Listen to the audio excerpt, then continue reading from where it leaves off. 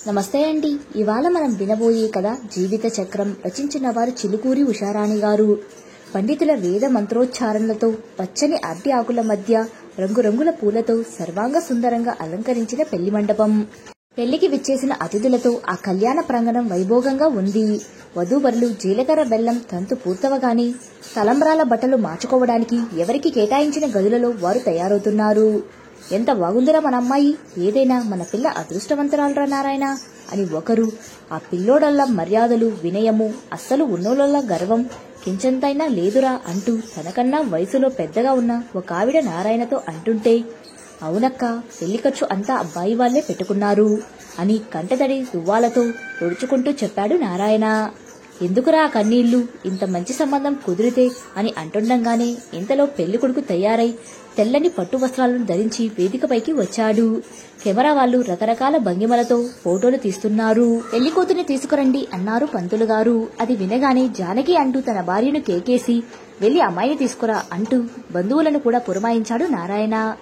జానకి గబగబా వధువు గదికి వచ్చి, మీనా, పంతులు గారు పిలుస్తున్నారు, ఇంకా తయారవ్వలేదా అంటూ రెడీ చేసి బ్యూటీ పార్లర్ అమ్మాయిని అడిగింది.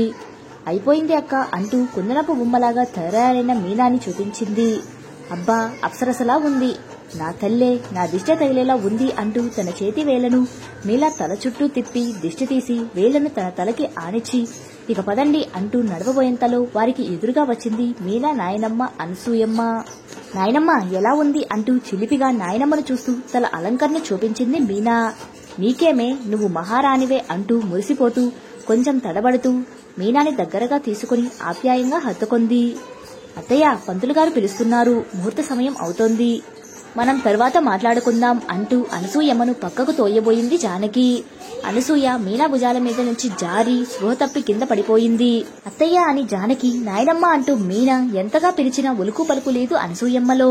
కొంతసేపటికి విషయం తెలిసి బంధువులందరూ గుమికూడారు. పెళ్లికొచ్చిన అతిథుల్లో ఒక డాక్టర్ పరీక్షించి తను చనిపోయిందని నిర్ధారించారు. ఇంకొద్దిసేపట్లో పెళ్లి తంతు ముగుస్తుందని అనుకున్నంతలో ఆ పెళ్లి పీటల మీద అర్ధాంతరంగా ఆగిపోయింది. జీలకర్ర బెల్లం అయిపోయింది కాబట్టి మీరు భార్యాభర్తలే అని కొందరు, తాళిపడనిదే భార్యాభర్తల బంధం రాదు అని మరికొందరు. కొంతసేపు జరిగిన చర్చల అనంతరం చావు జరిగిన చోట మంగళసూత్ర ధారణ వద్దని వాయిదా వేద్దాం, కర్మకాండ తంతు పూర్తయిన తర్వాత మంచి రోజు చూసి సూతకం అయిపోయిన తరువాత వివాహం జరిపిద్దామని చివరకు చేల్చారు. ఏమిటమ్మా ఇలా జరిగిందని వాళ్ళ అమ్మని పట్టుకుని ఏడ్చాడు నారాయణ. ఇదేమిటి ఈ విడ్డూరం అని గుసగుసల నడుమ వచ్చిన వారందరూ భోజనం చేసి అసంతృప్తిగాని వెనుదిరిగారు. అప్పటి వరకు మీనా అదృష్టవంతరాలు కాని కట్నం లేకుండా గొప్పింటి అల్లుడు దొరికారు నారాయణకు అని అన్నోళ్లే జాతకం సరిగ్గా చూసుకున్నారో లేదో. ముహూర్తం పెట్టించే ముందు 1-2 సార్లు చూసుకోవక్కర్లేదా, ఇలా మధ్యలో ఆగిపోతే ఎంత అరిష్టం అని అంటుంటే అనేవాళ్లను ఏమనలేక మీనా ఇలా జరిగిందేమిటి అంటూ జానకి మీనాని పట్టుకుని ఏడ్చింది. ఒక పక్క అత్తగారు పోయారన్న బాధ, పోతూ కూతురి పెళ్లిని మధ్యలోనే ఆపిందని ఇంకాస్త బాధ. అనుకోని ఆ ఘటనకు మాటలు రాక మౌనంగా నాయనమ్మ వైపే చూస్తుంది మీనా.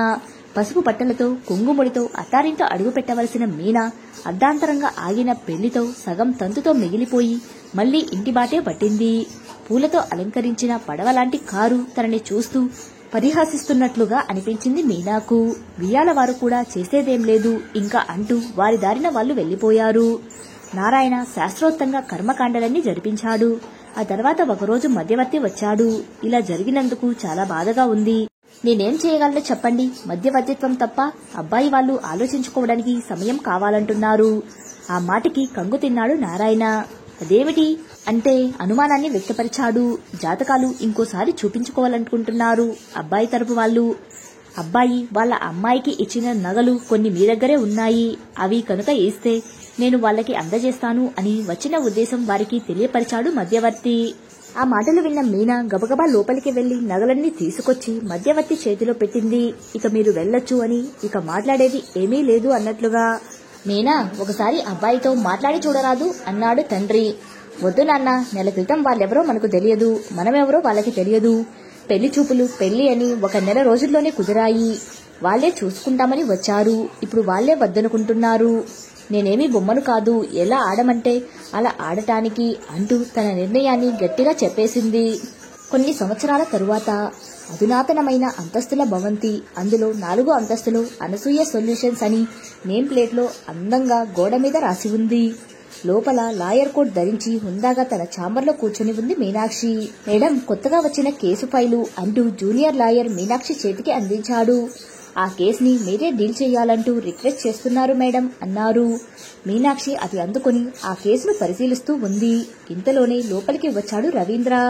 దురదృష్ట జాతకురాల్ని వెతుక్కుంటూ మరీ వచ్చారే అన్న మాటలను వినగానే ఎదురుగా ఉన్నది కొన్ని సంవత్సరాల క్రితం తను వద్దనుకున్న మీనా అని గుర్తించాడు. మీనా అని పిలిచాడు Ravindra. Sorry mister Ravindra, I'm senior lawyer Meenakshi Srinivas అన్నది హుందాగా. సారీ, అప్పుడు అలా జరిగిపోయింది అని గతాన్ని గుర్తు చేయబోయాడు రవీంద్ర. మధ్యలోనే ఆపేసింది మీనా. ఏం జరిగినా మన మంచికే అని మా నాన్నమ్మ చెబుతూ ఉండేది. మా నాయనమ్మ చిన్నప్పుడే తన భర్తను కోల్పోయి తన పిల్లల్ని ఒంటరిగానే పెంచి పెద్ద చేసింది. జీవితంలో ఎన్నో ఆటుపోట్లకు నిలిచి తన జీవితాన్ని పాఠంగా మాకు నేర్పించింది. ఆవిడ స్ఫూర్తితోనే ఈ అనసూయ సొల్యూషన్స్ ప్రారంభించాను. చూసారా విధి ఎంత విచిత్రమైనదో. అప్పుడు మీరు దురదృష్టమని నన్ను దూరం పెట్టారు, ఇప్పుడు అదృష్టమని వెతుక్కుంటూ వచ్చారు అన్నది సూటిగా మీనా. మాటలు రాక బిక్క చచ్చిపోయాడు రవీంద్ర. మీరేమీ భయపడకండి, మీ కేసులో న్యాయం ఉంటే నేను తప్పకుండా మీకు న్యాయం జరిగేలా చేస్తాను అని హామీ ఇచ్చింది మీనాక్షి. ఒకప్పుడు తన చేసిన తప్పుకు పశ్చాత్తాప భారంతో మౌనంగానే ఉండిపోయాడు రవీంద్ర. కథ సమాప్తం. ఈ కథపై మీ అభిప్రాయాన్ని కమెంట్ రూపంలో తెలియచేయండి. మరో మంచి కథతో మళ్ళీ కలుద్దాం. Thank you.